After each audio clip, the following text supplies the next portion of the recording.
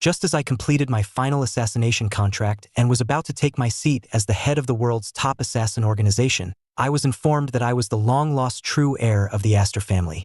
And at home, an adopted son had long since taken my place.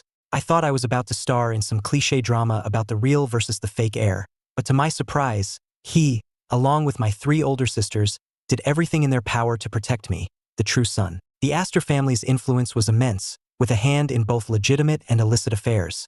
There were no saints in the family, and the adopted son was no exception. To outsiders, my return to the Astor family was like a lamb entering a wolf's den. Everyone was waiting to see me make a fool of myself, even placing bets on how long I could survive in the viper's nest that was the Astor household. A smirk played on my lips.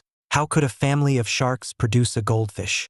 I was no accident in the Astor family. Upon returning to the Astor estate, the first thing I saw as I stepped into the grand hall were my biological parents. Our eyes met, and an indescribable, delicate emotion filled the air between us. I didn't speak, I just looked at them. My mother's eyes were the first to redden. She walked towards me step by step, maintaining a careful distance, afraid of startling me. "My sweet boy, Mom has finally waited for you to come home," she said, her voice choked with emotion. My clothes were plain, but they couldn't conceal my striking features. I looked at the beautiful woman before me and called out softly, "Mom!" My voice was meek, tinged with a mix of unease and restraint. Seeing how docile I was, my father quickly came closer as well. A man who rarely showed his emotions, he now wore an expression of eager anticipation. "And me, I'm your father."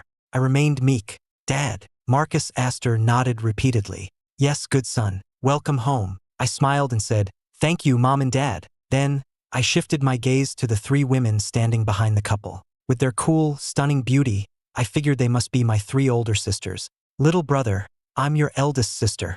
Seeing my gaze fall on her, the eldest Astor daughter, Serafina, took a step forward. She was tall and poised, her skin a cool, pale shade that spoke of a life lived in authority, and her lips naturally curved downwards, giving her a scrutinizing and imposing air when she looked at people. Isabel spoke next. "I'm your second sister." Her lips were thin and pale, her figure slender, and she possessed an orchid-like elegance, reserved yet exuding a subtle coldness and distance. Her voice was as clear and crisp as ice pearls falling onto a plate, devoid of any emotion. Vivian was considerably more enthusiastic, waving at me. "And me, I'm your third sister." Her eyes sparkled with a flirtatious charm, giving her a very youthful and vibrant feel. I greeted each of them in turn, my manner open and polite, which immediately earned me a good deal of favor with the 3 sisters. The harmonious atmosphere was shattered by an abrupt male voice. "Oh, my apologies. I must have gotten the time wrong. I wasn't here to welcome Ethan right away." "You're not mad at me, are you, Ethan?" I looked up towards the source of the voice and saw a refined, handsome figure descending the spiral staircase, a smile on his face that didn't quite reach his eyes. As he drew closer, I got a clear look at him. Even though he wasn't an Astor by blood, he was an exceptionally good-looking man. His every move exuded the grace of a model scion of a wealthy family. So, this must be the adopted son, Julian Astor, just a few months younger than me. And though his words were apologetic, they sounded more like an attempt to put me in my place. I lowered my gaze and replied softly, "Of course not." Vivian scoffed, her expression quickly souring. "Stop putting on an act." My heart tightened, thinking she was talking to me. Was the cliché, confrontational drama from the novels about to begin? The sisters cared more for the brother they had doted on for over a decade. Even if he wasn't their blood, the emotional bond was there.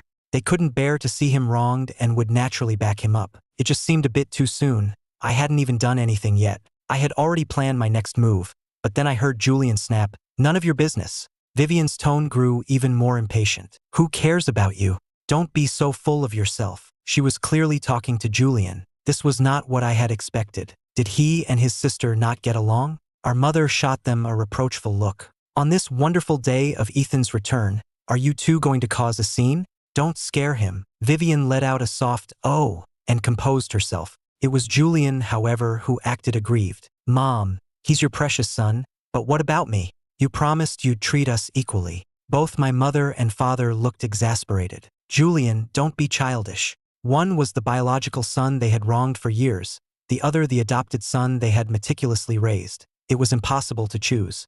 The situation they had feared was now happening. Since someone had to be slighted, it might as well be Julian for now. Julian looked hurt.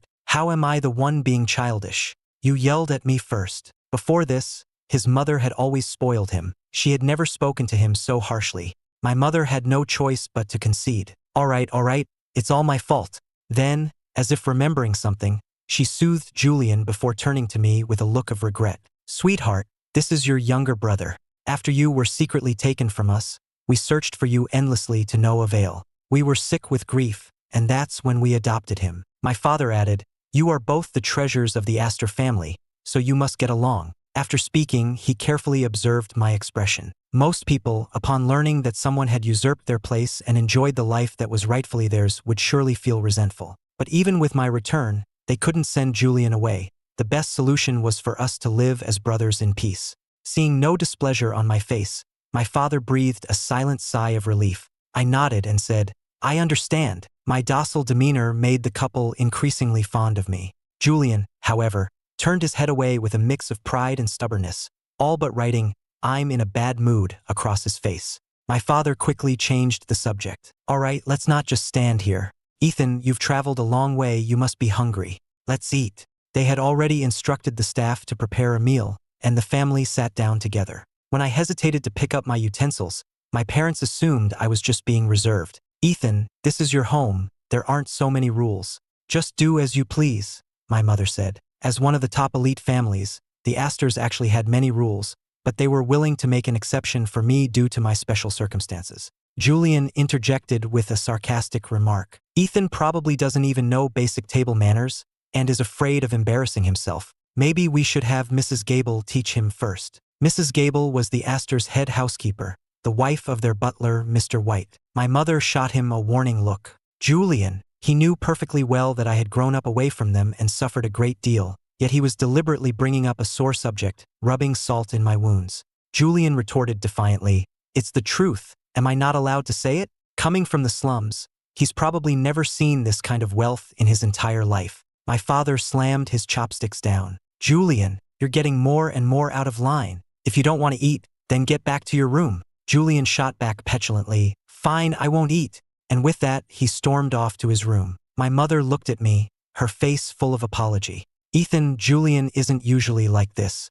I don't know what's gotten into him today. Please don't take it to heart. It's our fault for not preparing him properly. We're sorry you had to go through that. My father also softened his tone. Julian is actually a very reasonable person. You'll see that in time. I'll talk to him about what happened today. Vivian's expression also showed a hint of disdain. Ethan, don't mind him. He can be really annoying. I acted very understanding. Mom, Dad, sisters, you don't have to say any more, I get it. My sudden return has divided your affection, so it's normal for my brother to be unhappy. The couple sighed. Silly boy, all of this should have been yours from the start. We're the ones who spoiled him. I picked at my food for a few bites before claiming I was full, then discreetly pulled out my phone. I opened Instagram, my most used app, found the ugliest profile picture in my contacts, and fired off a message. What kind of advice was that? It was completely useless. I'm docking your pay. The reply came instantly. No, Chief, that was a hand-picked master guide. How could none of it be useful?